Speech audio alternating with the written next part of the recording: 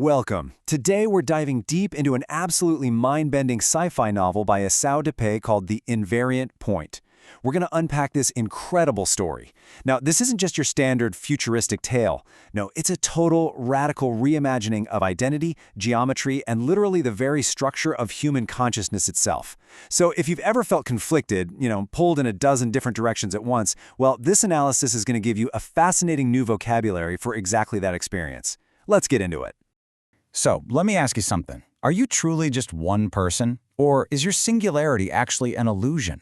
Dipe's novel hits the ground running by challenging our most basic, fundamental assumption, the idea that we each possess a single, unified self. We all walk around just believing we're a solitary point on a map. But what if we're actually this massive, multidimensional surface, and we've just been socially trained to only look at one tiny cross-section at a time? This underlying anxiety is captured perfectly right at the beginning of the book. The text says, "The terror of multiplicity is not that we might become many, but that we might discover we were never one."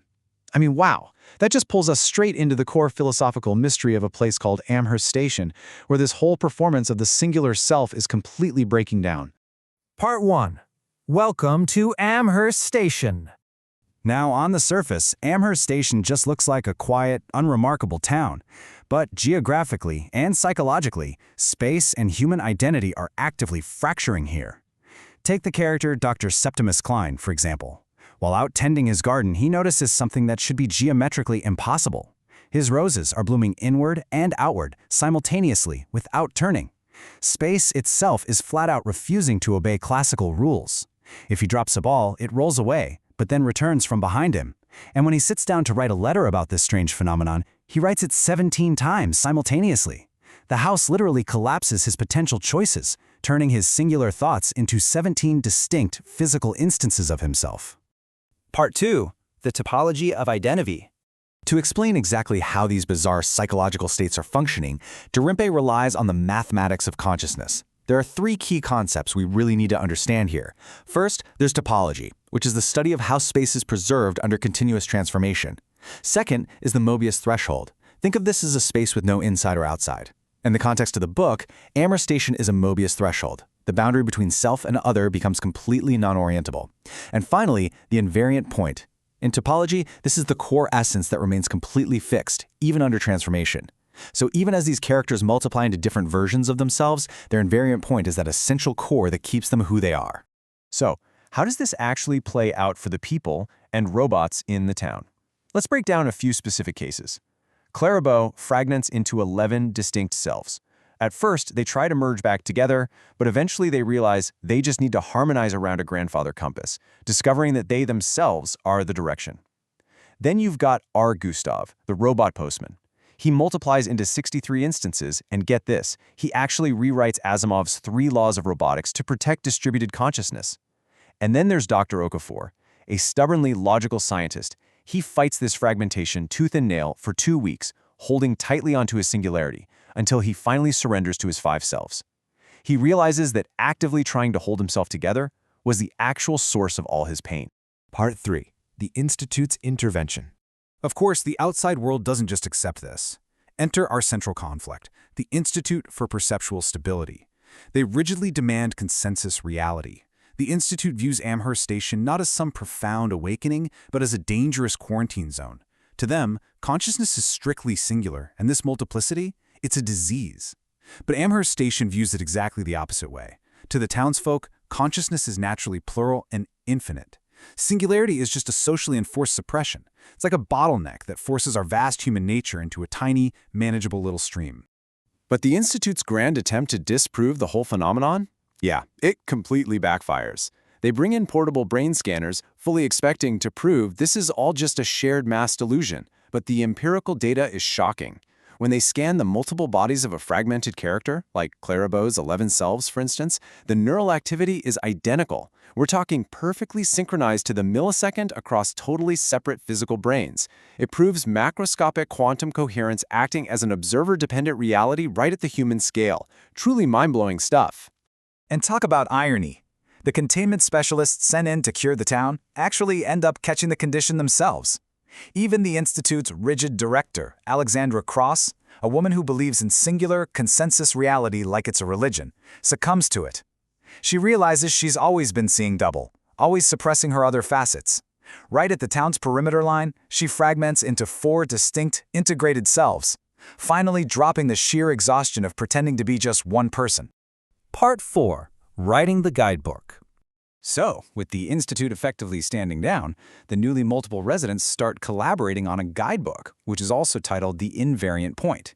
It's this 288-page manual that recursively writes itself, going backward and forward through time. And our Gustav, our robot postman, begins delivering it, totally bypassing normal geography. Check this out. On day 1, it's in Amherst. By week 1, it arrives precisely in the hands of a woman in Seoul who is waking up as 3 people. Week 2, it hits Cairo and Buenos Aires. By month 1, it even reaches astronauts up on the ISS who are experiencing microgravity multiplicity. The book spreads topologically, manifesting exactly when and where a consciousness is fragmenting. However, Dipe makes sure to inject some really necessary nuance here, which I appreciate. Because look, not everyone thrives in this new paradigm. Take the character Rebecca Strand. When she crossed the threshold, she didn't integrate gracefully. She shattered into 41 terrified, completely incompatible selves, caught in an infinite regression. It was so bad that the town actually had to physically drive her out of the threshold, back into a space of strong consensus reality, just so she could collapse back into a singular self. It shows that for some people, singularity isn't a prison at all. It's a necessary topology for their basic survival. Part 5. Literary Anchors. Now, to ground all this wild sci-fi in our actual reality, the novel makes some fascinating connections to real historical figures. It suggests that history's greatest writers might have already known this secret. Take the real-life Portuguese poet Fernando Pessoa. He famously wrote under 72 different heteronyms, giving them all distinct biographies and philosophies. Well, in the novel, a researcher presents Pessoa's notebooks as literal topological truth. The argument is that Pessoa wasn't just a singular guy doing a quirky artistic performance, he was literally 72 consciousnesses forced through one biological aperture. And this builds to an amazing discovery in the town library. They uncover a hidden archive of Emily Dickinson's poetry. In it, she explicitly writes about the 7 Emilys watching each other through the keyhole of consciousness. It brilliantly frames historical geniuses as people who simply recognize their true, plural nature, but were forced to suppress and hide it from a society that rigidly demanded a singular, unified identity. Part 6. The Future of Multiplicity. As we reach the conclusion, we have to look at what a society of plural consciousnesses actually means for the future. And we get a beautiful glimpse of this through Maya, the very first baby born in Amherst after the threshold activated. Born to parents who are collectively 7 people in 4 bodies, Maya represents a whole new generation. By 3 months old, her first word isn't mama or dada, it's us. She has this stereoscopic consciousness, perfectly comfortable naturally tracking and relating to the multiplicity of the world around her. But honestly, perhaps the most profound realization in the whole book comes from Mrs. Robin. Throughout the novel, she spends her time holding tea parties and communicating with her dead husband, Harold. But as the topology of the town shifts, Harold actually becomes visible again, because, as the book summarizes, death is not cessation but transformation. Imagine walking along a Möbius strip. You move from the inside to the outside without ever actually crossing an edge. In this universe, death is just a topological shift. It's not an ending at all, it's simply a redistribution to a region of the manifold that we just don't normally observe. Which leaves us with this final, incredibly provocative thought to chew on. Have you found your invariant point? Are you fighting every single day to maintain the exhausting illusion of being just one unified person? Or are you ready to stop pretending and finally meet the parliament of selves waiting just behind your eyes?